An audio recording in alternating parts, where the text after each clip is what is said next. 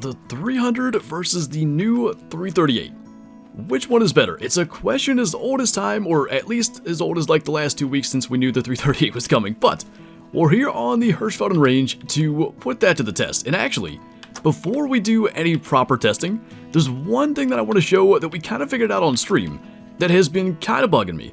So when you're using the 338 with the Argus scope, and specifically wearing something like the winter ghillie suit really makes it obvious, when we fire this shot, you'll notice a flash over the scope just as we work the bolt. That's specific to the Argus scope. There's something about working the bolt on this huge hefty gun that actually has the glove go past the Argus scope and kind of flash on screen. If you use the Hyperion, that doesn't happen. So that's been bothering me, and it is specific to this gun and scope combo. I wanted to talk about that, but now we'll get into proper comparisons. Now, if you caught the YouTube short that I released yesterday, there's one kind of fatal flaw I see with the 338 that probably is going to make it not desirable for a moose grind, and that is the animation when you work the bolt. It kind of pushes the scope up and to the left, whereas if you fire the 300, there is no animation like that. It's just completely straight. You can go right back on your target. Now, I've been practicing with the 338, and you certainly can overcome that, but it definitely matters, and actually, it affects the fire rate as well. When we fire 4 shots with the 338,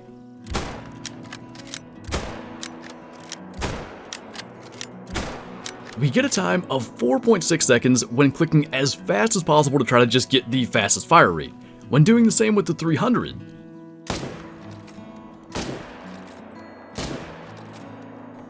it ends up with a time of 4.43, which isn't a huge difference. That's probably little enough that just my clicking could have been off. It's 5 frames in a video. It's very small amounts, but it definitely does make it feel as though the 300 is just a little faster, and that animation might be why. And it should be worth noting, that's not specific to just the 338. All the new weapons do it. It's not as pronounced, and it shouldn't be because the guns are lighter and will be easier to handle, but both the 7mm and the new 308 do the exact same thing. It's a realistic animation. I think it's good, and maybe there's a chance that other old weapons will receive that animation, but that in and of itself, right now, 300 versus 338, the 300 has a huge advantage. One definite point in the 338's favor is the mag size, obviously 5-round mag versus the 300's 4 rounds. When it comes to moose grinding in particular, that can actually be pretty helpful. Because moose take off so quickly after you fire a shot, it can be a decent idea to just kind of fling lead at fleeing moose, and one extra shot just gives you another chance to get a hit, even if it's a poor hit. 2 poor hits bring down a moose, and just that one extra chance could get you an extra moose or 2. And as far as testing here at the range goes, that's pretty well going to do it. We're going to move on to some live game and compare quick kill between the 338 and the 300. And by the way, if you're wondering why I'm not doing any kind of accuracy test, it's because you don't actually work the bolt when you're at the range. So it's not the initial shot that really matters for grinds. I mean, at any distance, if we zero for the appropriate range, these guns are more than accurate enough to make good vital hits every single time. So that first shot isn't really what's relevant. It's about the second shot and the follow-up with that animation, and we can't actually simulate that here and see the target on the right. So that instead, we'll leave to live game testing.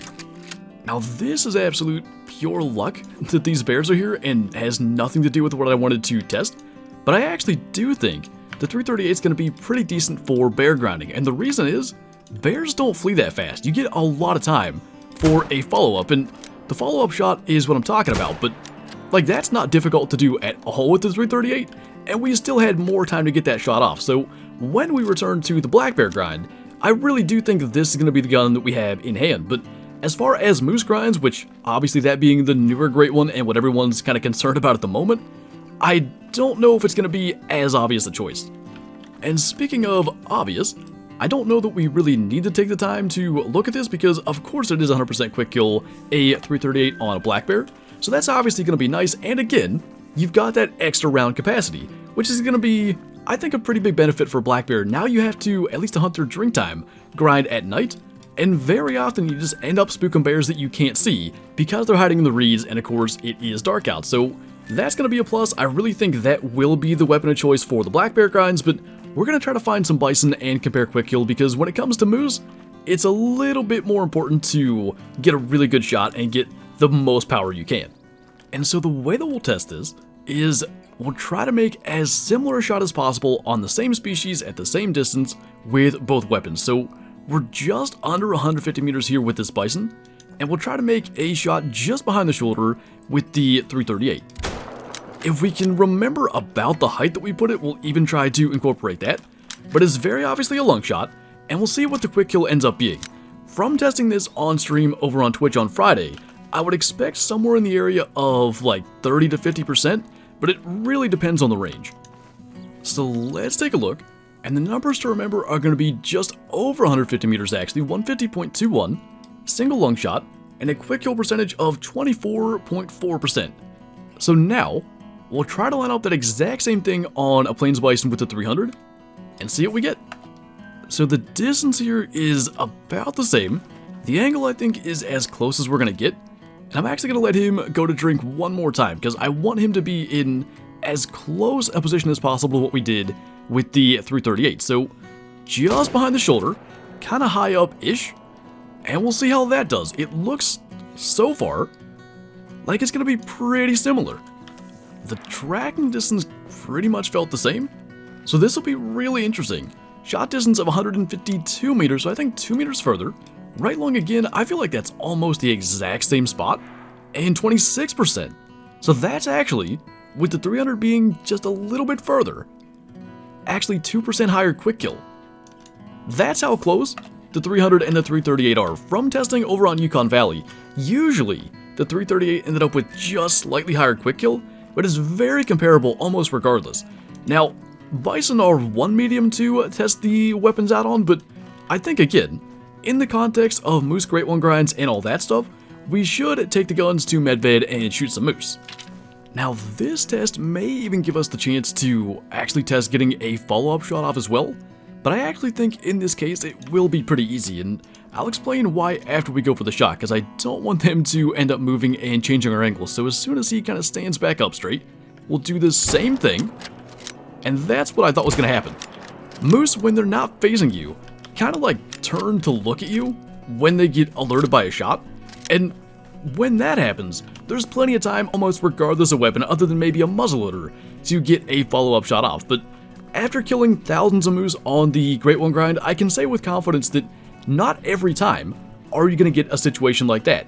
Sometimes the moose are standing in such a way that they don't end up doing that, or maybe if they're already alerted, then they don't do that and they take off. So it's relevant to be able to make the shots as quickly as possible because some situations require it.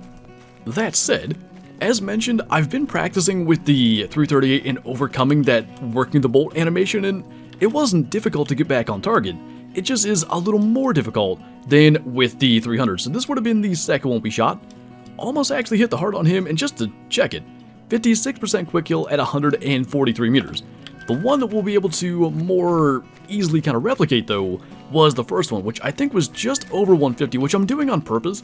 If I were to make a game, and we're considering how the bullet energy would kind of diminish through distance, it would be at a nice even number like 150, so I want to stay over that amount so that if there is energy being diminished, that actually is occurring. But 50.8% on that, which actually kind of feeds into the theory, 8 meters further, and I think it was 5 or 6% quick kill less.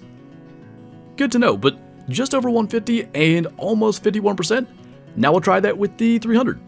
Now in this instance, we're not going to get the chance to try to make a follow-up with the 300, but frankly, we can look back to any of dozens of streams and videos where we've done that consistently, so I don't think it's as important. It really comes down to what is the quick kill going to be. I think, man, it looks like it's going to be faster, which is a little concerning. We'll see, but that didn't feel like 8 seconds. The only thing may have been, it could have been lung and liver, because the shot was a bit further back than I wanted. It was actually double lung. I've not really done that with the 338 yet. Now maybe a high shot like that, because this is something we used to do in the past when quick kill mattered. Higher shots and lungs, you can see, they kind of meet almost at the top, so there's less meat to go through to actually hit both lungs, but like I said, I haven't really accomplished that. There's another bull over here we'll try single lung just to try to compare the two guns, and then maybe we can try to double lung a moose with the 338, because genuinely, I think we did it once and it was a really weird angle by accident. So let's not get too worried yet that just happened. We'll try to keep the shot actually a little bit lower to avoid the exact same result. I feel like that's a little more close to what we actually did with the 338 anyway, and the pace at which he's going down would kind of match, so that I think will be a better comparison. But man, unless we can make that high double lung shot with the 338, I don't really know what to do from here. But one thing at a time, what was no doubt a single lung shot from the 300 at 152 meters, which I think was almost exactly the same, still kind of high in the lung like we did, 48% quick kill, which is 2% less than what the 338 did. That is how close these things are in power, and realism aside, regardless, the higher caliber in game you would like to think would be more powerful, and as is right now, they're so close that something like the way that you work the bolt and the fact that the 300 is smoother for that really determines which gun you'd want to use for a grind.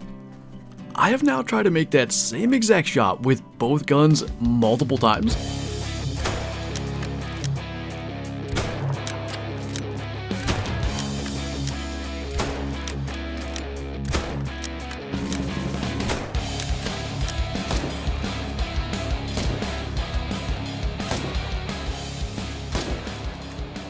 And I cannot get double lung again, so I think we're just gonna write off the 300 getting double lung more so as a fluke, and I mean, do with that what you will, because I'm not exactly inclined to make the 300 seem worse here, as my conclusion pretty much is that the 300 is going to be the better moose grinding gun, and it comes down to the fact that they end up performing almost exactly the same, whether or not the 300 can get double lung 1% more often than the 338 on moose really isn't relevant, because what it comes down to for me is that they perform so similarly in terms of quick kill. It was 2% more for the 300 on Plains Bison over on Silver Ridge Peaks, and 2% less for the 300 on moose for Medved Taiga. It really comes down to the most minor details, and between those two guns, the fire rate of the 300 seemingly being just a little bit faster, as well as working the bolt being smoother, and I think making for just slightly easier follow-up shots, is going to make the 300 the better option for the moose grind. So where that leaves us, as we ended up with a single lung shot again with the 338, is basically, where is the 338 going to be applicable? As I said, I think for Blackbeard grinding, it probably will be better. I would like to think, even though they performed so similarly today, based on what we saw on Yukon Valley on stream on Friday with a bigger sample size, the 338 normally performed just a little bit better, but again, not enough to maybe offset the follow-up shot potential. With Black Bears, assuming the 338 actually is any more powerful, that would make it more of a better option there, specifically because they take so long to flee, yet you can take your time with those follow-ups, and if you're getting a little more power, obviously that is something that you want. And of course, in any kind of casual hunt setting, the 338, when you don't need follow-up shots super quickly or anything like that, is going to be just fine. But frankly, the same could have been said about the single-shot 338 or any other weapon. When you're not worried about being super efficient, it really isn't going to matter as much about what weapon you carry. And that's why, for this video, I really focused on moose and moose grinding, because that's been the thing that has been probably the most challenging when it comes to weapon choice. They are just absolute tanks, and picking the best weapon really matters. I mean, you start to shoot thousands of moose over the course of maybe several months. Every extra second of tracking that you take, every moose that you miss on an attempted follow-up shot really starts to add up. So for me, I think the 300 remains king. And that's not to say the 338 is a bad grinding weapon. I think it, as far as like in this setting for moose, 300 versus 338, the 338 is probably 95 to 98% as good. They're almost on equal footing, but if you're trying to be as efficient as possible, and especially considering what we saw here, it's not like the 338 is significantly more powerful than the 300 to maybe offset that. I think, as for now, the 300 is going to remain the best choice, but hopefully this video will help you guys in making your decision for whether or not you want to buy the Hunter Power Pack, whether or not you want to grind with the 338 or the 300. I know a lot of you were looking forward to a comparison, So hopefully this answers all the questions you had about D2. But anyway, that is going to do it for this video. So as always, thank you guys for watching, and I'll see you next time.